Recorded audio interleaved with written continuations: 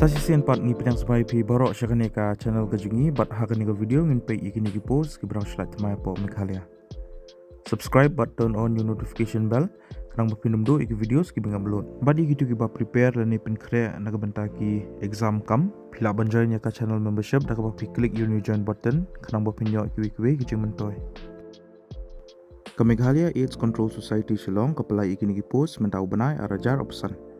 Ki keteng jing ni ki post ki longum ni. Lab technician mat counselor. Kelas date lene katarik bakado bapilak ban sambil iki applications. Kadai ho arpo tarik benai August arajar opsan. Ka post lab technician kalait Southly. Ka location kadai ho Jawai art lagi post. Maratura art lagi post. Ka salary lene kutulap kadai opsan ajar hakshi benai. Educational qualification kilong kumne.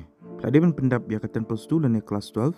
Bat pidi rubundan ya ka DMLT lene ka diploma haka medical laboratory technology. But license experience. Lani pelak di pendap ia ka BSc haka medical laboratory technology lani MLT but arsenam experience. Lani pelak di pendap ia ka MSc haka medical laboratory technology but pedi bendan shisnam experience. Dan kam experience ru haka blood center lani medical diagnostic laboratory. Dan kam ru computer lani IT knowledge but ru pedi bentuk sepang data management but ru ka Microsoft Office MIS bagi weekly.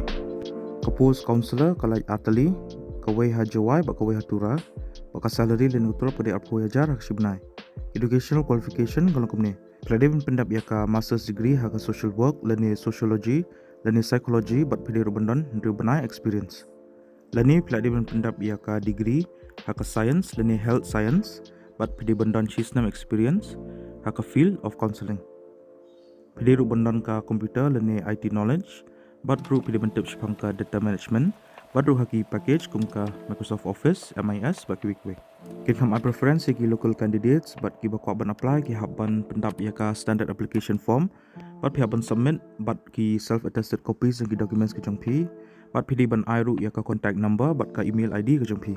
Ya kini baru haban submit syaka office jongka Meghalaya AIDS Control Society Pasture Hills Laumali Shillong 1 Shwa lani haka arpo tarik August arajar opsan.